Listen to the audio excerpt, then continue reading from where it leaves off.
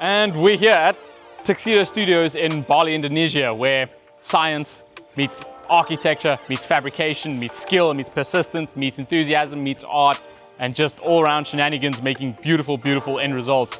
So they specialize in cars, but they do interior upholstery on hotels and houses, a little bit of boat work, just all-around great work in multiple industries.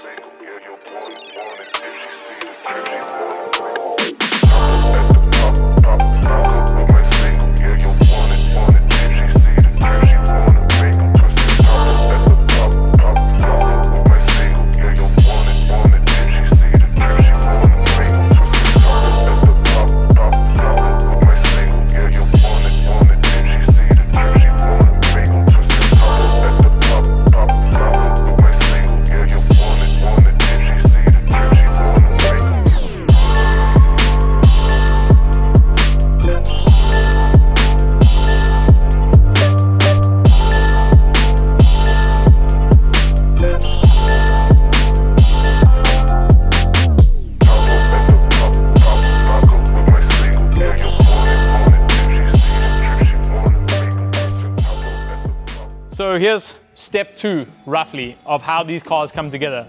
Step 1, it starts at the computer on CAD. They'll go with technical drawings found online, Pinterest, Google, Instagram, wherever they can go, search for hours and hours. From there, they'll blow them up, scale them, and then they got the wheelbase, the track width. From there, they start designing. Once the CAD's complete, they make a buck, and then move on to the wireframe and sheet metal. So we can see here is a Mercedes 300 SL buck, then a Toyota 2000 GT. I'd never seen one in person before. Here's one right behind me, and I think I found a new dream car. From there, we've got an Aston Martin DB5 buck, and then a BMW 507, I think it is. I could be incorrect. Then here's a great example of the wire form and how they do it. So they'll go with a buck now, and they'll bend on each slat a piece of wire or piece of steel rod.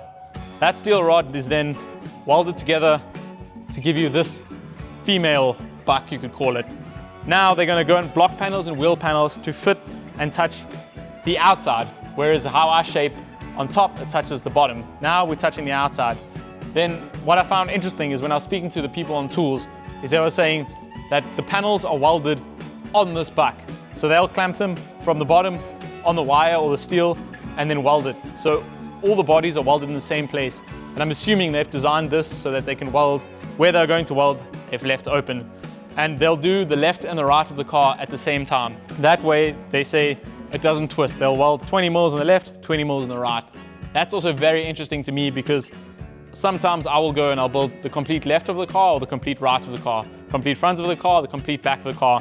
I just use gauges to check and see, whereas they have one big gauge to check and see. Here's the process of how it goes. We've got the BMW 507 wooden buck, then goes to the wire form, and there we can see the aluminium bodies started in production. Looks to be about, I'd call it 50-60% there. It still needs roof, A post, B post, and a whole bunch more work, but the shape's there, the principle, you can visually see what the car is going to look like. So it's all different experiences. It's interesting to see how on the other side of the world it's built from a completely different buck. There's what I would use, a male buck. Here's a female buck. It's a complete opposite, but the end result's the same. I'm extremely curious as to why they are going through all the work for a wooden buck to the steel wire form. I wish I had more time to speak with metal shapers here and pick their brains and find out.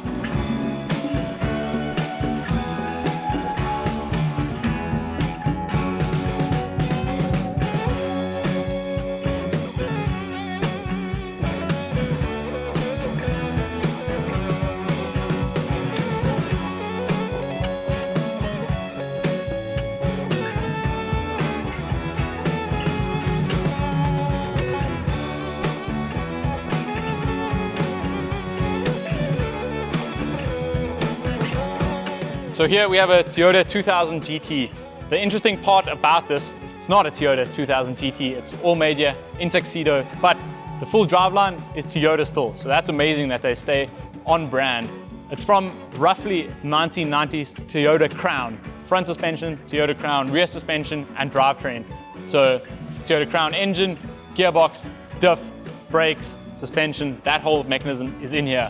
Then from there, they just made a floor plan, a steel floor plan, aluminium body. Everything's made here in-house. Then the wheels, also it was sent out for casting and then brought into shop, worked it, machined it, polished it, just so it looks great.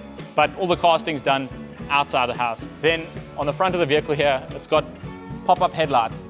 On the original, there was one mechanism that sat in the center of the bonnet and popped up both headlights at the same time, and it was either up or down. On this one, they used window winder mechanisms from a BMW E36, and they used two mechanisms. So one on the left, one on the right. A left door mechanism, a right door mechanism. And they wired it up so you can use them individually or both. So if you want, you can give it a wink with the left or the right. It's up to you. It's very beautiful how these cars are crafted and put together, because all these parts don't exist anymore, or do exist, just are unobtainable and hard to reach. So here, how they make everything work out of modern technology, backdated, and everyone's problem solving the whole time, just getting to solutions. It's not just about the car, it's about how do we get there as a team, and hey, you need to problem solve this, I need to problem solve that, you need to problem solve that. I work in this industry also, so I know rebuilding an old car is not a plug and play system. Nothing works with nothing. You buy this part, that's supposed to work with this part, and both people have lied to you. So neither of them work. That's the case most of the time. So I think that's why they ended up doing everything in-house here. It's just all under one set of supervision, and so it works in a timely, efficient manner. It is a business at the end of the day, so if you want cars in, out, happy customers.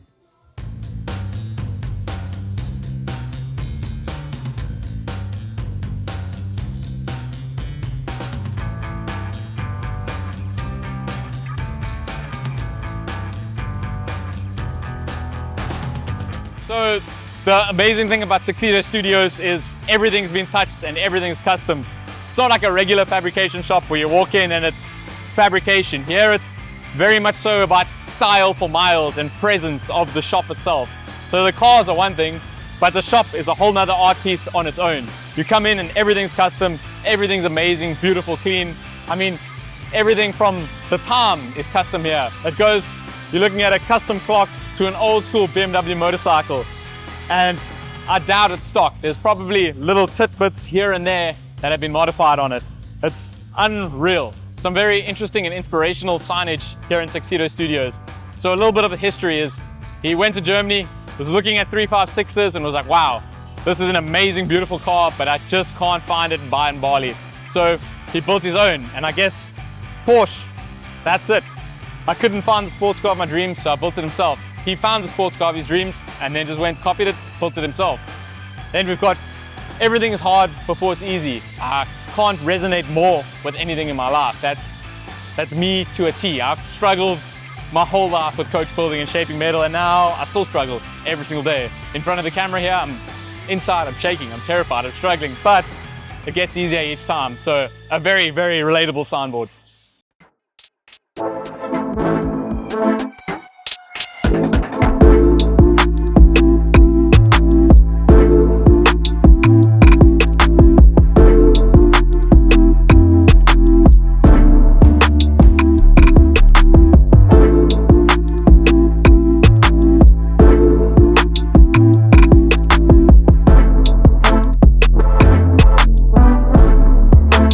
So here we've got a Porsche 356. Again, it's an aluminium body and a steel chassis.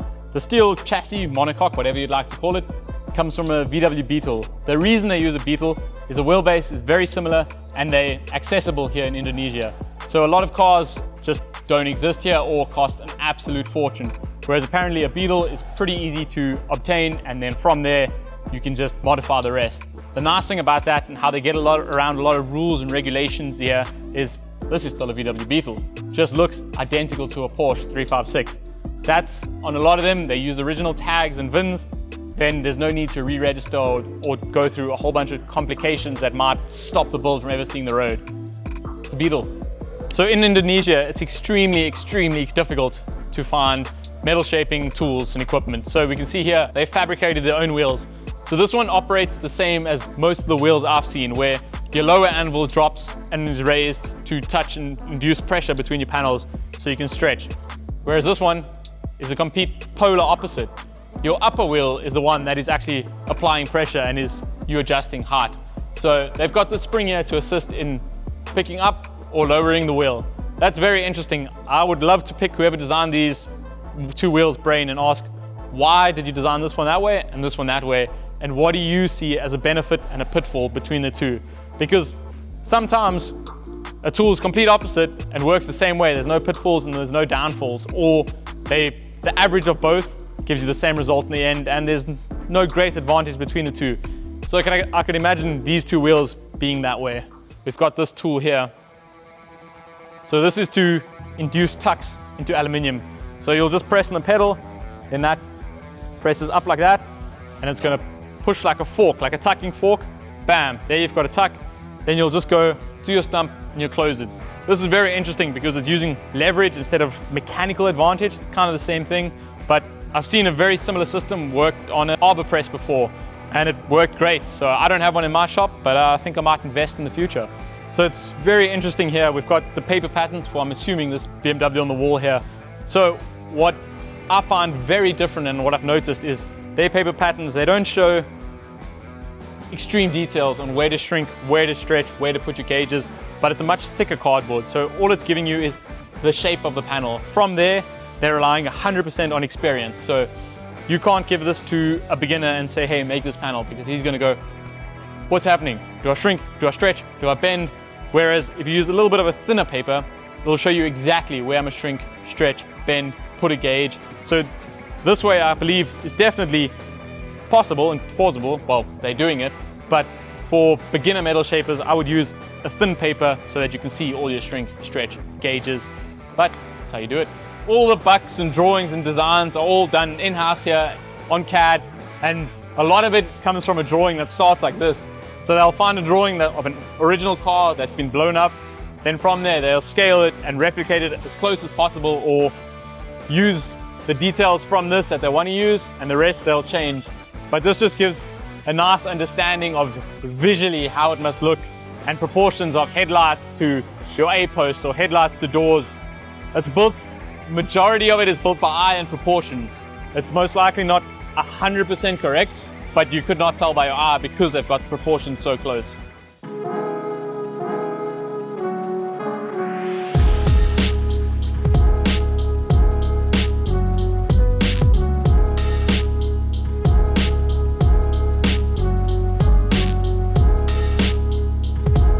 So here's a whole bunch of engines for current, future, past projects. So here we've got a Toyota 2JZ that they've went and put carbs on. That's a very interesting setup because it's modern technology again with old technology. I can only imagine this is going in the Toyota 2000 GT. Aluminium body, steel monocoque, the power to weight ratio, it's going to be fun. It's going to be extremely fun. Automatic gearbox. And then we've got, what do we have here? Beetle motor and box, not sure what it's going in. It's going in the Spider 356, 356 Cabriolet or Coupe. That's all, I'm not too sure, I'm not with the details. But then we've got a Merc engine that's going in, obviously one of the gull wings. Then there's what looks to be in Chevrolet LS1 here. I'm assuming it looks like it. It's all wrapped up, so it's hard to tell. But that's on a special project. So it's a Corvette Stingray that they'll be doing an aluminium body on. They're going to be getting the complete Corvette Stingray fiberglass body, and then from there shaping aluminium. That's exciting. I've always wanted to see aluminium Stingray, so can't wait to see that. So the engines will be imported or they'll come from the chassis that they'll be using. Once the engine's pulled, the whole thing gets stripped down, rebuilt, refreshed, put back together. So it doesn't leave as a new car with an older engine, it leaves as a turnkey new car. On these complete builds, it's never a plug and play system. You buy a driveline and then nothing else fits around it. So you can see here, they've made a full stainless branch. This looks like it's for the Toyota 1JZ. All the laser cutting also, it's outsourced, but then all the fabrication is done in-house. So all the flanges they've got from another shop, and then just done all the pie cuts and welding in-house. It's very, very, very cool seeing how majority of the work is done here and how they are going about problem solving all these small problems, because you don't see them coming. Obviously, after you've built the car for the second or third time, then you know, hey, I'm going to face this trouble. But the cars are never identical, so the problems are never identical, which is very interesting because they only build 5 of each model. So probably the 5th one flies together, but the 4 previously were headaches, I can only imagine, along the whole way. And let's have a look at some more style for miles. So we can see this is inside the office. And nothing is a simple plug and play system. Everything's just meticulously put together to look amazing. You can see inspiration is drawn from everywhere to get to this. So this is the office of Mr. Gusti, the owner of this bike. And as you can see, the design behind every aspect of this place is just phenomenal, unreal. I think it's honestly impossible to come here and not draw inspiration to better your workshop style-wise. It's like, I can guarantee you that first thing when I get back to my workshop, I'm slapping some paint, some posters, some wood somewhere, some plants, because it's such a vibe. You come here and everyone's at work, but it's a lot more enjoyable environment than the, how can you say, the clinical environment. So my workshop at the moment, it's tools, workbench, that's it, no distractions. Whereas here, it's tools, workbench, everyone's workflow is still on point, in line, but it's just a lot more enjoyable. It's like, you can tell this is a workshop on a tropical island, and I'm gonna try to draw inspiration from this to my workshop. So I'm not sure exactly what motorcycle this is, but obviously it's not stock. Again, loads has been modified, touched, edited, changed, custom little intricate parts everywhere. So from the badging here, they're so good at making aftermarket parts look factory. You would look at it and you're expecting Yamaha or Kawasaki or something, but once you look at it, you go, hold up, what does that say? Tuxedo Studios, a nice Tuxedo emblem, bam. Then on the front here, it's like the old British cars on the headlights that have those little small badges on the left and right headlights. They've brought clearly inspiration from that onto this fender and made a little Tuxedo Studio badge that they've then recessed in what looks to be a stainless housing, bam, on the fender. Looks so factory that you would never tell. If I didn't know that I was at Tuxedo Studios, I would think this is a model of bike, a Tuxedo Studio bike, but it's not. I think it's a Yamaha. Then this was owned by Mr. Gusti. So what they've done is they've just drawn inspiration from his name, and everywhere from the engine covers, they've wrote Moto Gusti. And on the dials here, where it would normally say the factory name or speedometer reading, it says Moto Gusti. Then everything's touched. All the leatherwork done in-house here. So a rainy season in Indonesia, you want to keep your phone dry while finding out where you're trying to go, because traffic can be wild, to say the least. So they've got a little leather packet here, leather pouch, and then I'm not sure how they keep it waterproof, but I was speaking to them yesterday and say it's waterproof, works great. All these rear little baggage holders, also made in-house, genuine leather, just great craftsmanship all around.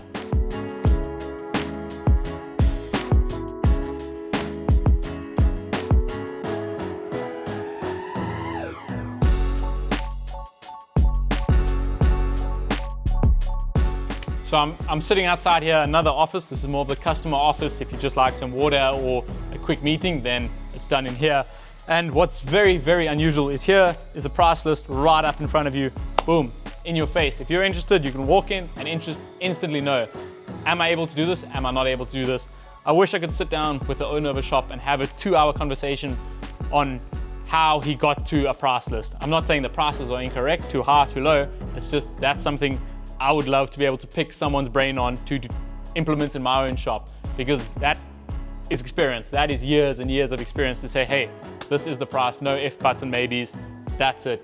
But I suppose it's a little bit easier when you're doing turnkey cars, multiple of them. The first one, you probably shoot yourself in the foot. Everyone after that, price is dialed in, you know what's happening.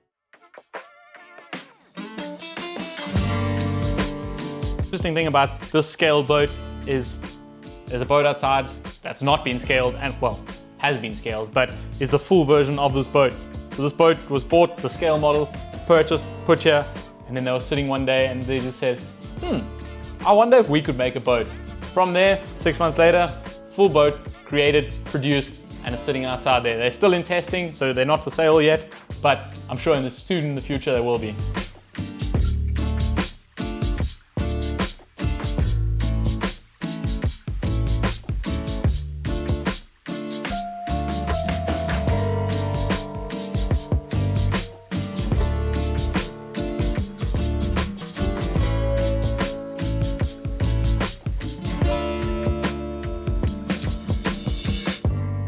Here's the studio here, and this is where most of the CAD happens. design work, modifications, 3D printing, majority of it's done in here. So it's quite a big team. We're here on lunch, but usually there's between 5, 6, 7 people here, all working full time, just smashing buttons, building cars.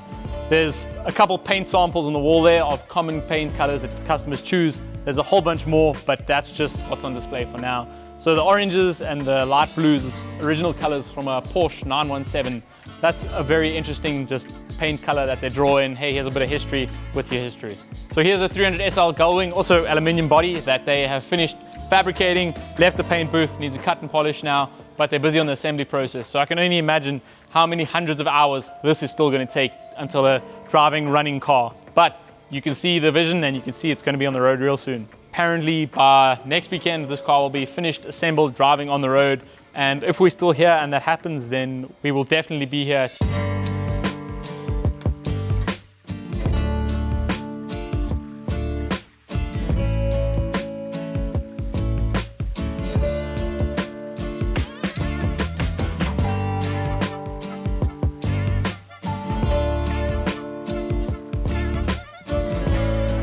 Here is a steering wheel for the Gullwing, also made here. So all the casting is not done in-house here, but they take it to another island in Indonesia. I forgot what it's called, but it's made locally to Indonesia. So you can see the catch, open it like that, then you can see on the backside, it's all been cast and then from the machine. So because these are not authentic you could call it Mercedes Gullwings, but they're Tuxedo 300 SL Gullwings, what they've done is on the center of the steering wheel, instead of a Mercedes or a Gullwing badge, they've put a Tuxedo badge that is put into resin. So that's a neat little touch. We can see that resin isn't a quick job to do. It's multiple pieces, multiple days or multiple hours.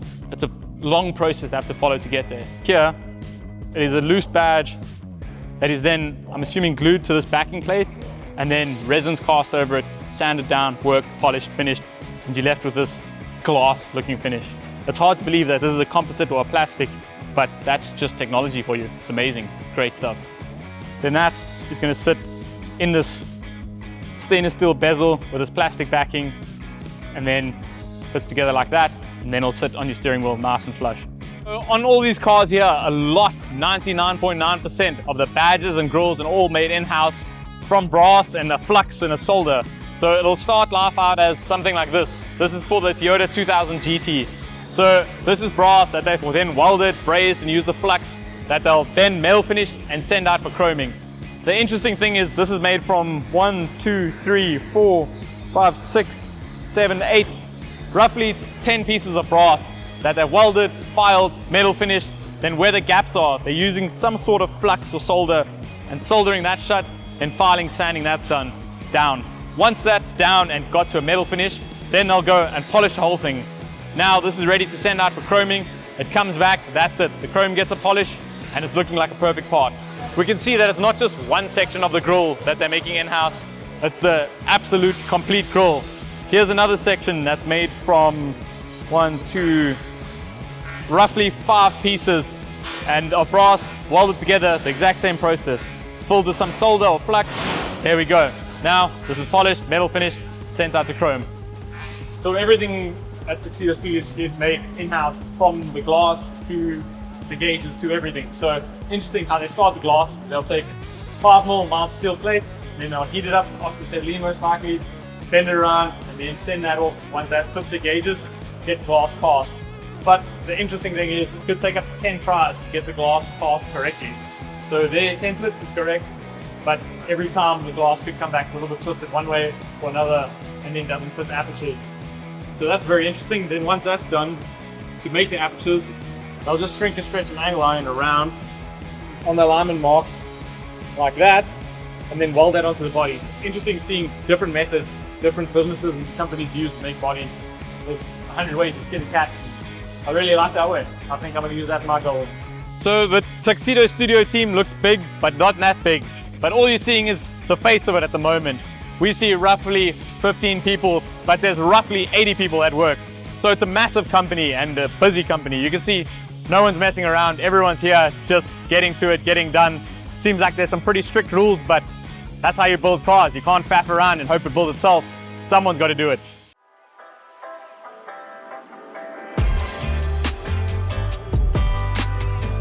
So it didn't start so big. Yeah, no. With the small office, only my boss and 4 staff. Okay. And my boss welding. Yeah. My boss for the hammering. Yeah. So it started, your boss, 4 people, and he was building cars. And now does he still build cars? Yes. Still? Yeah. Cars, boat, interior, villa, hotel. Amazing. So we're in the office here at Tuxedo Studios. When did it start? How long did you open for now? Okay, we start this company actually in 2020 in the COVID time. Yeah. Before this company, we make it this company in 2017. We only make it the interior. Okay. In Bali, make it interior for villa and hotel. Okay. And the COVID time in 2020, we don't have any order. Okay, so you started in 2017 just doing inside chairs. Interior, interior. All, yes, furniture. And did Fuji do any bodies before that? No. Nothing? No. In 2020, Yeah. they starting by one Volkswagen Beetle. And they cut and trying make it the body first. In the small office, 3x3 meter maybe. Tiny. Yeah, small office. Okay. Yeah. And then they cut aluminum in right there and welding and make it and they finished 2022. Quick. Yeah, 2022 only body and put the Volkswagen chassis. Yeah. Original chassis, only body. Boop. Okay. And they finished the first car is this one, 356. Amazing. So that is the first car that was made. This is the first car. That's a wrap on this episode and another one in the books. A huge thank you to Tuxedo Studios and Nanda for being so hospitable and taking the time to share so much with us. This was an incredible experience. It's really opened my eyes to different styles of car building. I'm inspired to dive deeper into the world of complete turnkey builds, doing everything in-house, from chassis to bodywork and paint to interior. I think this approach will eliminate a lot of drama that comes to outsourcing design work. Though, let's be honest, it's probably going to bring its own new challenges. Time to hit the books, pay some school fees, and get the ship sailing. Let's see where this next chapter takes us. I hope you enjoyed this episode. Let us know in the comments what you'd like to see next. And of course, don't forget to like, comment, and subscribe.